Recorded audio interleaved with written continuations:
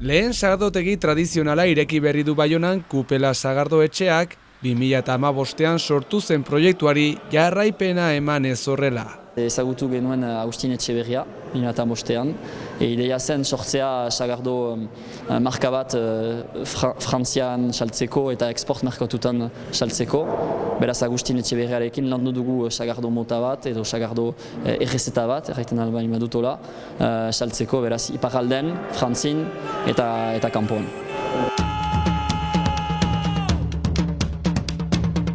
Ordutik izan duten asmo edo ametsa gauzatu dute honela, eta momentu berezirako lehen txotx edo kupel irikierarako Agustin Etxeberria bera izan dute gonbidatu.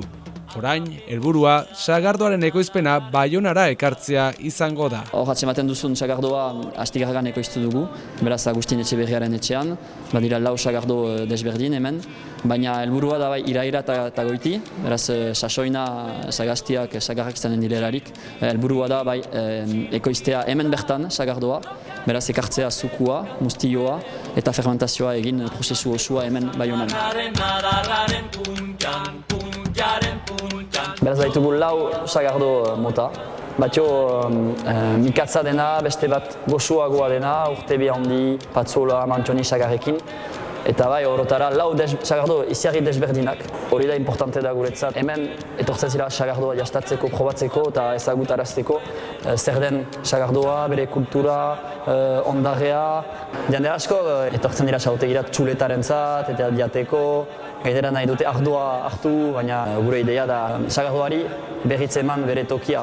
Ez da gure esaldia hemen duguna, Muruan, zer litzateke eskualegia sagardorik gabe, guretzat gure lema da. Sagardoaren kultura hori jendeari erakusteko afitxak eman dituzte sagardotegi guztian zehar, euskaraz eta frantsesez.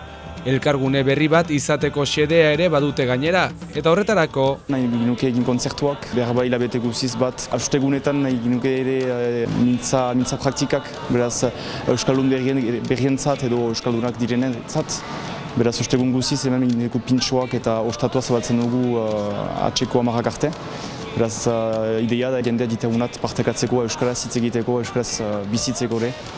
Beraz nahi ginuke izaitea Baionako elkargune berri bat. Euskara ere ardatz izango duen elkargune bat, jatetxe soil bat baina askoz gehiago, baina bertan jan eta edateko parada ere izango dugu noski. Astelenetik ostiralera eguerditan badugu eguneroko menu bat, 16 eurotan, beraz sartzea eta platera edo platera eta desarta. Eta ondoan egiten dugu ere plato kombinatuak, hori 15 eurotan. Eta gero, asteburuetan ostiraletik igande eguerdira, badugu sagardotegiaren menua, beraz ateratzen da 22 eurotan. Sagardoa eta sagardoaren kulturaz, Lapurdiko hiriburuan, Aturri ibarrean ere gozatzeko.